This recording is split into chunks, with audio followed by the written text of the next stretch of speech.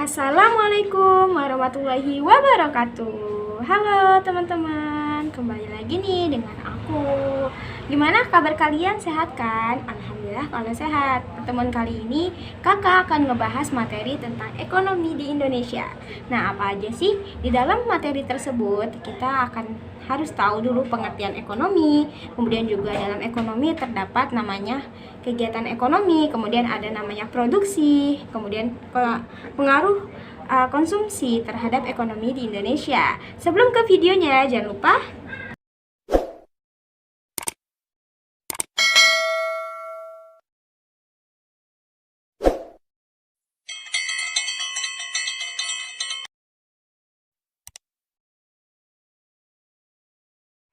Sebelum ke materi inti, kita harus mengetahui dulu apa sih pengertian ekonomi itu.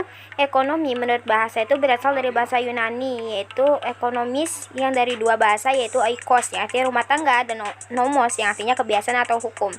Nah, jadi secara bahasa ekonomis itu adalah aturan atau kebiasaan dalam rumah tangga. Nah, sedangkan menurut istilah yaitu KBBI mengatakan bahwa ilmu ekonomi itu adalah cabang ilmu yang tertuju pada asas-asas produksi, distribusi, pemakaian barang atau kekayaan. Kekayaan di sini dimaksud adalah uang, perdagangan atau segala perindustrian. Dalam ekonomi terdapat kegiatan ekonomi. Nah, apa sih kegiatan ekonomi itu? Kegiatan ekonomi adalah kegiatan jual beli yang melibatkan para pelaku ekonomi, yaitu produsen dan konsumen. Teman-teman tahu kan pasti apa sih produsen itu? Produsen adalah orang yang menghasilkan atau tugasnya adalah menghasilkan produk atau jasa.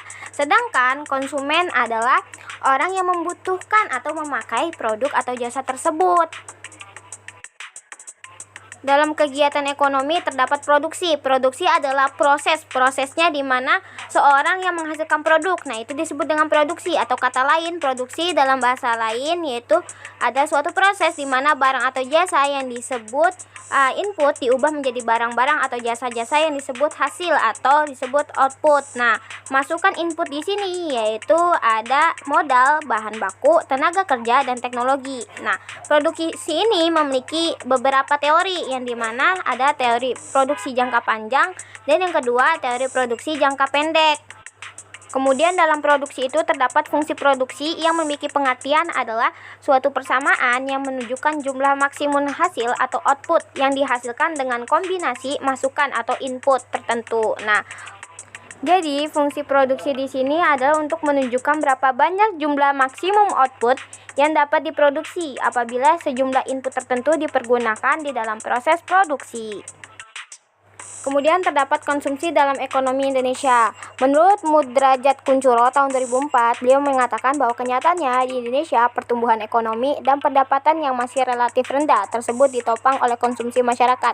Jadi, kenapa pertumbuhan ekonomi dan pendapatan Indonesia itu rendah? Karena pertumbuhan tersebut ditopang oleh konsumsi masyarakat. Bahwa pertumbuhan ekonomi yang ditopang oleh konsumsi masyarakat tidak akan menjadi pertumbuhan yang berkelanjutan. Untuk mencapai pertumbuhan yang berkelanjutan itu dibutuhkan atau ditopang oleh investasi sehingga membantu meningkatkan pertumbuhan ekonomi tersebut. Kemudian terdapat peranan konsumsi dalam perekonomian Indonesia dan kaitannya dengan ekonomi Islam. Yang pertama itu ada konsumsi menurut ekonomi konvensional, yaitu dalam hal tersebut tujuan konsumsi di sini adalah untuk mencari kepuasan utility tertinggi. Nah, jadi penentuan barang atau jasa untuk dikonsumsi didasarkan pada kriteria tingkat kepuasan tersebut. Tingkat konsumsi seseorang konsumen hanya ditentukan oleh kemampuan anggarannya. Jadi semakin tinggi anggarannya, maka barang yang semula dianggap mewah atau mahal berubah menjadi barang normal atau barang inferior, sehingga konsumen itu tidak pernah berhenti untuk mengonsumsi hal tersebut. Kedua, terdapat konsumsi menurut ekonomi Islam. Nah, menurut Manan tahun 1997 dalam bukunya halaman 47-48 menjelaskan bahwa konsumsi dikendalikan oleh 5 prinsip. Yang pertama itu keadilan, yaitu mencari rezeki yang halal dan menjauhi yang dilarang oleh hukum. Yang kedua ada kebersihan, yaitu makanan harus yang baik dan cocok untuk dimakan, yaitu tidak kotor dan menjijikkan. Yang ketiga, kesederhanaan, yaitu makanan dan minuman tidak boleh berlebihan, tetapi juga tidak boleh terlalu sedikit yang dapat mempengaruhi kesehatan tubuh dan jiwa. Kemudian yang keempat, kemurahan hati, yaitu makanan dan minuman yang halal yang disediakan oleh Tuhan tidak ada bahaya dan dosa.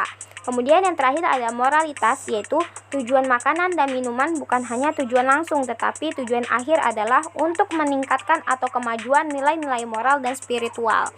Jadi, dalam ekonomi Islam itu sangat berkaitan dengan nilai-nilai Islam, yang dimana Islam itu menyuruh umatnya untuk mengkonsumsi makanan dan minuman yang halal dan juga baik bagi tubuhnya. Nah, jadi dapat disimpulkan, konsumsi menurut ekonomi Islam itu dapat diasumsikan bahwa konsumen cenderung untuk memilih barang dan jasa yang memberikan maslahah maksimum. Hal ini sesuai dengan rasionalitas Islami bahwa setiap pelaku ekonomi selalu ingin meningkatkan maslahah yang diperolehnya. Kemudian terdapat faktor yang mempengaruhi konsumsi ekonomi Indonesia. Nah, jadi ada beberapa faktor yang mempengaruhi konsumsi, yaitu diantaranya menurut Keynes itu mengatakan bahwa konsumsi dipengaruhi oleh pendapatan disposable. Pendapatan disposable itu apa? Yaitu pendapatan setelah dikurangi pajak dan merupakan pendapatan yang siap dibelanjakan. Nah, pendapatan ini digunakan untuk menabung, merupakan pendapatan yang tersisa karena tidak habis digunakan untuk konsumsi. Nah, secara tidak langsung, tabungan masyarakat itu ditentukan oleh besarnya pendapatan dan juga besarnya konsumsi. Jadi semakin besar pendapatan, maka semakin besar konsumsi yang masyarakat lakukan. Kemudian ada pengaruh konsumsi terhadap ekonomi Indonesia. Jadi konsumsi ini memiliki pengaruh yang positif dan signifikan nih terhadap pertumbuhan ekonomi di Indonesia. Nah, pertumbuhan ekonomi di Indonesia ditentukan oleh konsumsi. Nah, apabila konsumsi mengalami peningkatan, maka akan terjadi peningkatan terhadap pertumbuhan ekonomi. Jadi dapat kita ketahui ya, ketika konsumsi mengalami peningkatan, maka pertumbuhan ekonomi juga akan mengalami peningkatan. Hal ini dikarenakan terjadinya peningkatan konsumsi, berarti telah terjadi peningkatan permintaan terhadap barang dan jasa. Nah, terjadi peningkatan permintaan terhadap barang dan jasa akan memaksa perekonomian untuk meningkatkan produksi barang dan jasa tersebut. Nah, sehingga peningkatan produksi barang dan jasa akan menyebabkan peningkatan terhadap pertumbuhan ekonomi.